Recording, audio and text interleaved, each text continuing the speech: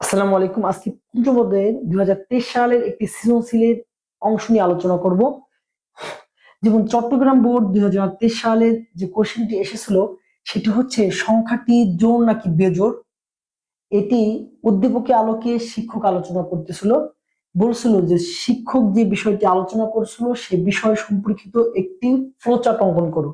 তাহলে দেখো, সময় স্বল্পতার কারণে আমি আগেই এই অংশটুকু এঁকে রেখেছি। এটাকে বলে হচ্ছিল কি স্টার চিহ্ন, এটি হচ্ছে কি ইনপুট। ইনপুট নিলাম আমরা হচ্ছে কি এন। এখন এই জায়গায় কন্ডিশন দিয়ে দিছে কি যে একটি সংখ্যা জোড় নাকি বেজোড়। এটি বের করার জন্য একটা সূত্র আছে যে এন মডুলাস 2 ইকুয়াল ইকুয়াল কত, 0। মডুলাস বলতে বোঝায় 2 দিয়ে ভাগ করার পরে যদি ভাগশেষ 0 হয় তাহলে জোড়, আর যদি ভাগশেষ বিজোড় হয় তাহলে সেটা যদি 1 থাকে তাহলে সংখ্যাটি কি হবে, বেজোড়। এখন দেখো ইভিএন, ইভেন, ইভেনে কয়টি সংখ্যা আছে, 4টি। তাহলে ইভেন মানে কি, জোড়। আর অড, অড বানানে 3টি অক্ষর, তার জন্য এটি কি, বিজোড়। এখন আমরা এই সূত্রটি এই কন্ডিশনের শর্ত জুড়ে দিব যে এন মডুলাস 2 ইকুয়াল ইকুয়াল কত, 0। এখন এটি হচ্ছে যে ইকুয়াল ইকুয়াল 0 মানে কি, এটি ভাগশেষ যদি ধরো এন এর মান যদি আমরা এন এর মান যদি এন সমান কত নেই, যদি এই জায়গায় এন এর মানটা যদি 10 নেই তাহলে এই 2 দিয়ে 10 কে ভাগ করলে কত হবে, দেখো তো 5 দুগুণে কত, 10। এখন ভাগশেষ কত, 0। তাহলে এই যে যে মানটা বেরিয়েলো এটি ভাগ করার সাথে দেখো এই 0-র সাথে যদি 0 মিলিয়ে যায় তাহলে কন্ডিশন হবে কি, ইয়েস।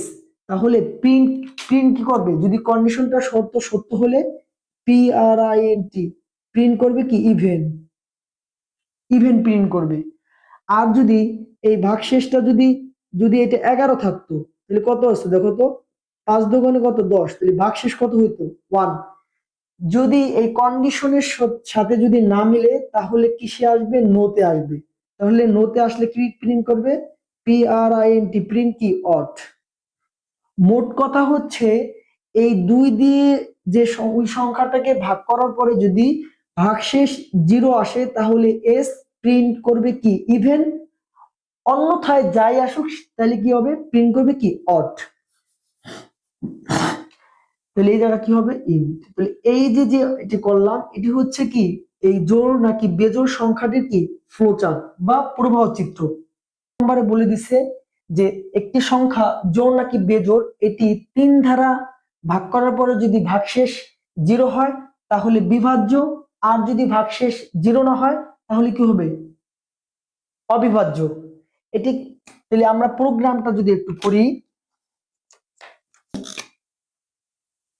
যে 3 ধারা মানে একটি সংখ্যা, ওই সংখ্যাটি জোড় নাকি বেজোড় এটা 3 ধারা বিভাজ্য, মানে ভাগ করে দেখবো যে ভাগশেষ যদি 0 হয়, দেখো ডিজিবল অর্থ বিভাজ্য, নট ডিভিজিবল অর্থ কি, অবিভাজ্য।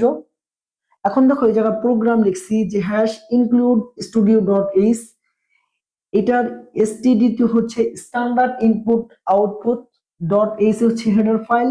একটা প্রোগ্রাম সবসময় মেন ফাংশন থেকে শুরু হয় এবং মেন ফাংশন শুরু থেকে শুরু হলে সেকেন্ড ব্র্যাকেট ওপেনিং থেকে শুরু হয়।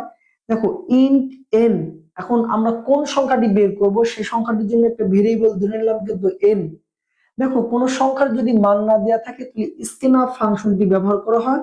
পার্সেন্ট ডি হচ্ছে যেহেতু এটা পূর্ণ সংখ্যা তার জন্য পার্সেন্ট ডি।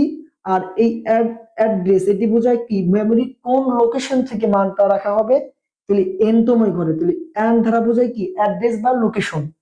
এখন দেখো এই ইফ দিয়ে শর্ত বোঝাচ্ছে যে উদ্দীপকে আলোকে এই কোশ্চেনটি দেওয়া আছে যে 3 দ্বারা কি করতে হবে, ভাগ করতে হবে, মানে 3 দ্বারা বিভাজ্য যায় কিনা। তাহলে যেই সংখ্যাটি নিবে ওই সংখ্যাটি 3 দিয়ে যদি ভাগ দেয়, যেমন এই এন সংখ্যাটি যদি 3 দিয়ে ভাগ করি, মানে এন সংখ্যাটি যদি 3 নেই তাহলে এন এর মানটা যদি আমরা ধরে নিলাম কত, 3, তাহলে 3 কে 3 দ্বারা ভাগ দিলে কত, 3 অক্ষে 3, তাহলে কত থাকে দেখো তো, 0 থাকে। 3 দিয়ে ভাগ করার পরে যদি ওই ভাগশেষটা 0 থাকে, তাহলে 0-র সাথে 0 যদি মিলে যায়, তাহলে প্রিন্টএফ কি হবে, ডিভিজেবল, মানে কি এটা বিভাজ্য। আর যদি এই সংখ্যাটি যদি 3 না হয়ে যদি আমি নিতাম যত 4, এখন দেখো তো এই 4কে যদি 3 দিয়ে ভাগ করি, তাহলে ভাগশেষ কত থাকে, 1। যদি 1 থাকে তাহলে কি হবে, ডিভিজিবল হইবে না, এটা কি হবে, নট ডিভিজিবল হবে, যে ইলস, মানে ইলস মানে কি অন্যথায় কি হবে, নট ডিভিজিবল, মানে এটা দ্বারা বোঝা হচ্ছে অবিভাজ্য, মানে 3 দ্বারা কি না, বিভাজ্য না, অবিভাজ্য।